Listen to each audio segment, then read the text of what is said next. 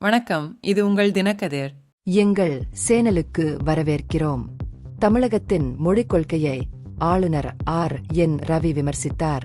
வெள்ளிக்கிழமை திருநெல்வேலியில் நடந்த ஐயா வைகுண்டரின் 193வது அவதார திருவிழாவில் பேசிய அவர், மாநிலத்தில் உள்ள மாணவர்கள் பிற இந்திய மொழிகளை கற்காமல் இருக்க நிர்பந்திக்கப்படுகிறார்கள் என்று கூறினார்.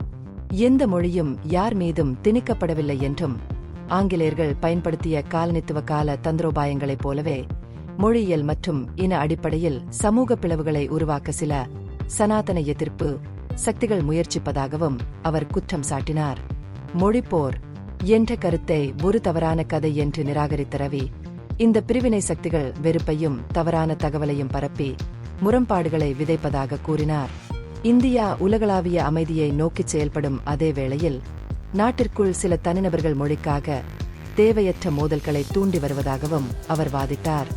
ஒரு மொழி மற்றொரு மொழியின் மீது திணிக்கப்படுவதாக கூறுவது முற்றிலும் ஆதாரமற்றது. தமிழ் கலாச்சாரத்தை மேம்படுத்துவதை எடுத்துரைத்த ஆளுநர், பிரதமர் நரேந்திர மோடி உலக அரங்கில் தமிழ் பாரம்பரியத்தை தீவிரமாக வெளிப்படுத்தி வருவதாக சுட்டிக்காட்டினார்.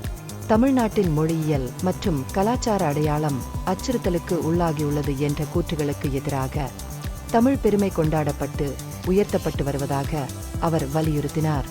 ஐயா வைகுண்டரின் போதனைகளின் முக்கியத்துவத்தையும் ரவி அடிக்கோடிட்டு காட்டினார். அவரது கொள்கைகளை பின்பற்றாமல் உண்மையான சமூக நீதியை அடைய முடியாது என்று வலியுறுத்தினார். சமூக நீதிக்காக வாதிடும் மக்கள் நல்லிணக்கம் மற்றும் நீதியை வலியுறுத்தும் வைகுண்டரின் கொள்கைகளுடன் தங்களை இணைத்துக் கொள்ள வேண்டும் என்று அவர் பரிந்துரைத்தார். கூடுதலாக தெற்கு தமிழ்நாட்டில் தொழில்மயமாக்கல் மற்றும் வாய்ப்புகள் இல்லாதது குறித்து ஆளுநர் கவலை தெரிவித்தார். இப்பகுதியின் வளமான இயற்கை மற்றும் மனித வளங்கள் இருந்த போதிலும் அது தொடர்ந்து கவனிக்கப்படுவதில்லை என்று அவர் குறிப்பிட்டார். உள்ளூர் தலைவர்கள் மற்றும் மாணவர்களுடனான தனது தொடர்புகளிலிருந்து நுண்ணறிவுகளை பகிர்ந்து கொண்ட அவர், இளைஞர்களிடையே போதைப்பொருள் துஷ்பிரயோகம் என்ற தீவிர பிரச்சினையை எடுத்துரைத்தார். அண்டை மாநிலங்களில் உள்ள மாணவர்களுடன் ஒப்பிடும்போது தமிழ்நாட்டின் இருமொழிக் கொள்கை மாணவர்களின் வாய்ப்புகளை மட்டுப்படுத்துகிறது. ஏனெனில் அவர்கள் இந்தி மட்டுமல்ல, பிற தென்னிந்திய மொழிகளை கூட கற்க ஊக்கமளிக்கவில்லை என்று அவர் மேலும் கூறினார்.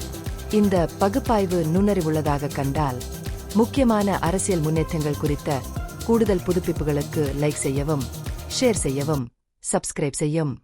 இது உங்கள் தினக்கதிர். நன்றி.